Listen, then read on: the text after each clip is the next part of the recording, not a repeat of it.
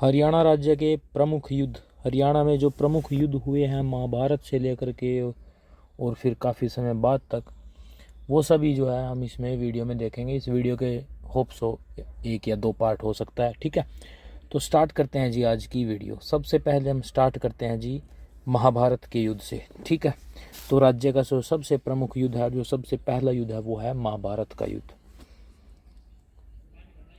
महाभारत का युद्ध। अब महाभारत के युद्ध से क्या क्या क्वेश्चन पूछ सकते हैं वो सभी हम इसमें डिस्कस करेंगे।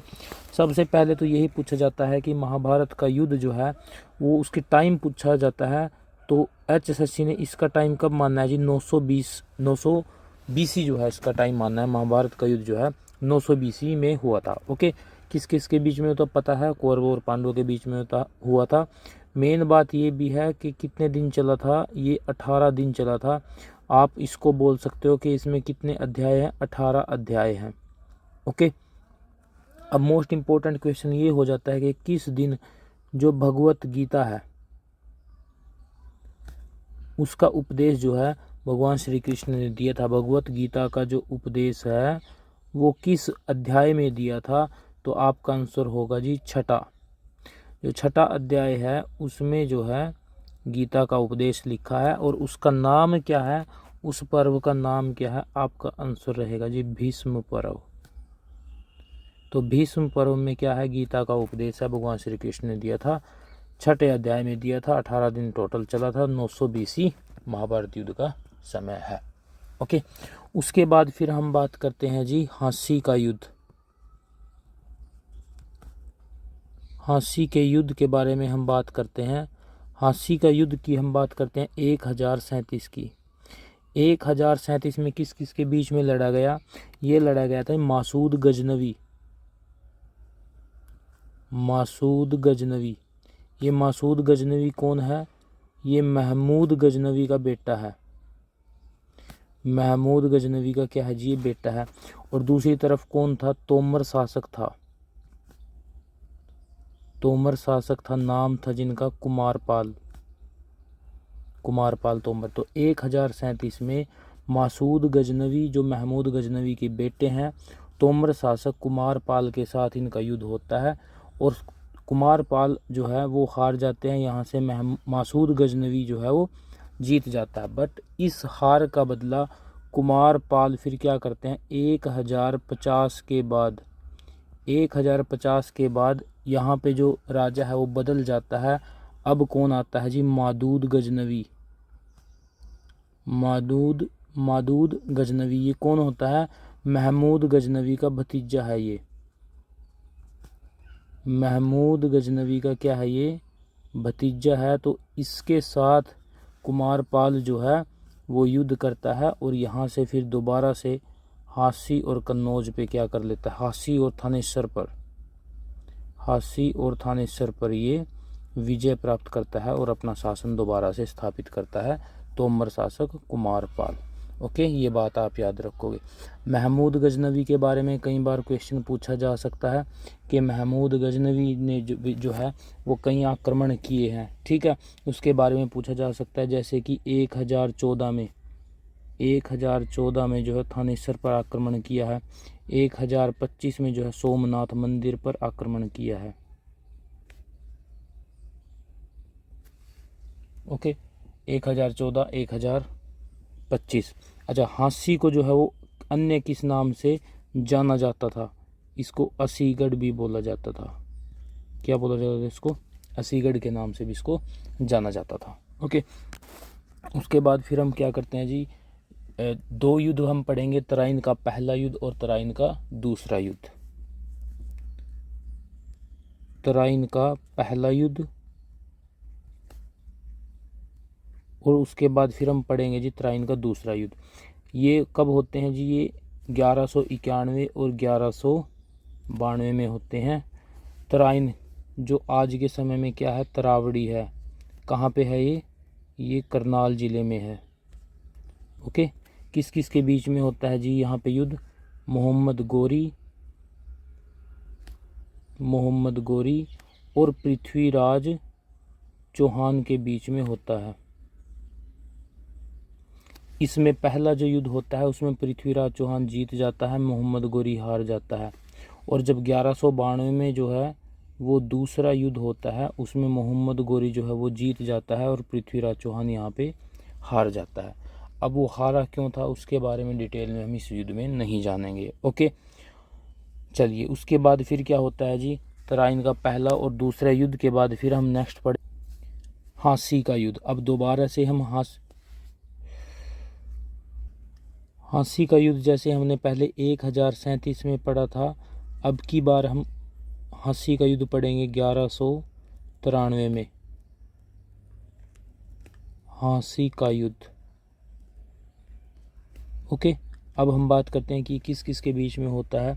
ये होता है जी हाँसी का जो अब ये संघर्ष है ये कुतुबुद्दीन ऐबक किस किस के बीच में होता है जी,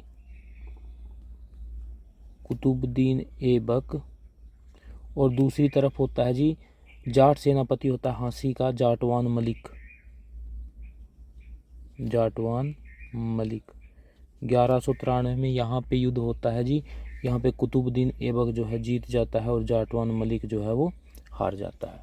ओके, चलिए उसके बाद फिर हम करते हैं जी तराइन का तीसरा युद्ध, तराइन की तीसरी लड़ाई। तराइन का तीसरा युद्ध 1191 और 1192 का हमने पढ़ा है, मोहम्मद गोरी और किस किस के बीच में हुआ था जी, पृथ्वीराज चौहान के बीच में। अब तराइन का तीसरा युद्ध जो है कब होता है, 1215-16 में जो है तराइन का तीसरा युद्ध जो है वो होता है। अब बात यह आ जाती है कि ये युद्ध किस किस के बीच में होता है। ये युद्ध होता है जी इल्तुतमिश और यल्दौज के बीच में। इल्तुतमिश और यल्दौज के बीच में। ओके, और यहाँ पे फिर क्या होता है, इल्तुतमिश की जो है वो जीत होती है तराइन के तीसरे युद्ध में जो 1215-16 में हुआ था। ओके, उसके बाद फिर हम बात करते हैं जी सिरसा के युद्ध की। किसके युद्ध की बात करते हैं हम, सिरसा के युद्ध की हम बात करते हैं। ये किस किस के बीच में होता है, ये होता है जी उस समय, अच्छा बात होती है ये 1320 की।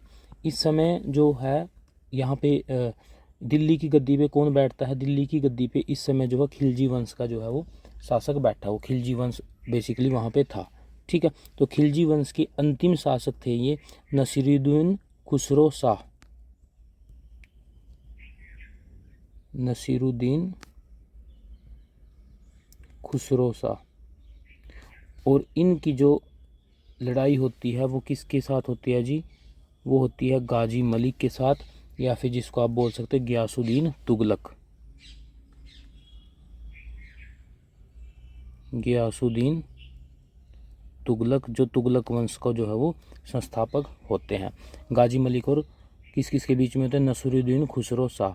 1320 में होता है, सिरसा का युद्ध है। इसमें कौन जीतता है जी, गियासुद्दीन तुगलक जीत जाता है। यहाँ से खिलजी वंश, जो खिलजी वंश है उसका खात्मा हो जाता है। यहाँ से तुगलक वंश की क्या होती है, स्टार्टिंग हो जाती है। 1320 के बाद फिर आगे 1414 तक आगे चलता है। ओके, उसके बाद फिर क्या आता है जी हरियाणा में। हरियाणा में अब बात आती है जी 1398 की। 1398 में किसकी एंट्री होती है जी, तैमूर की। तैमूर सबसे पहले कहाँ पे जाता है जी, राजस्थान में। राजस्थान में लड़ाई लूटपाट करने के बाद फिर ये घग्गर नदी के किनारे से कहाँ पे एंट्री करता है जी, फिर ये करता है हरियाणा में एंट्री घग्गर के किनारे से। घग्गर जो नदी है, घग्गर नदी के किनारे से हरियाणा में एंट्री करता है। और उसके बाद फिर ये ऐसा भी बोल, इसकी एक आत्मकथा है तैमूर की, ये इंपॉर्टेंट हो जाता है। तैमूर की आत्मकथा का नाम क्या है जी, मलफुजात ए तैमूरी। मलफुजात ए तैमूरी। अच्छा, इस मलफुजात ए तैमूरी में क्या लिखा है, इसमें ये लिखा है कि राजस्थान के बाद तैमूर लंग ने जो है वो सिरसा, फतेहाबाद, कैथल, पानीपत को लूटने का काम किया था। यहाँ पे मैं ज़िलों का नाम लिख देता हूँ जी, सिरसा है, फतेहाबाद है, जहाँ जहाँ से ईस्ट की एंट्री होगी वहाँ से जो है ये लूटता आएगा। फतेहाबाद के फिर कहाँ पे एंटर हो गए, कैथल में, पानीपत में। तो इस इलाके को जो है ये लूटता चला गया था। 1398 में किसका अटैक होता है जी, तैमूर लंग का। ओके, उसके बाद फिर हम करते हैं जी बात पानीपत के प्रथम युद्ध के बारे में। पानीपत का प्रथम युद्ध। अच्छा, बेसिकली हमको पता है कि पानीपत में जो है वो 3 युद्ध होते हैं जी, 1526 में, 1556 में और 1761 में। बट ये भी माना जाता है कि 1388 में भी एक युद्ध होता है। तो अगर हम डिटेल से पढ़ेंगे तो पानीपत में कितने युद्ध हुए हैं जी, ये 4 युद्ध हुए हैं। ठीक है, 1526, 1556, 1761, इसके बारे में तो हम जानेंगे ही। 1388 वाले जो युद्ध है उसके बारे में भी हम इसमें जानेंगे। ठीक है, सबसे पहले हम बात करते हैं जी 1526 की। 1526, जो 1526 का पानीपत का पहला जो युद्ध होता है वो किस किस के बीच में होगा जी, ये होगा इब्राहिम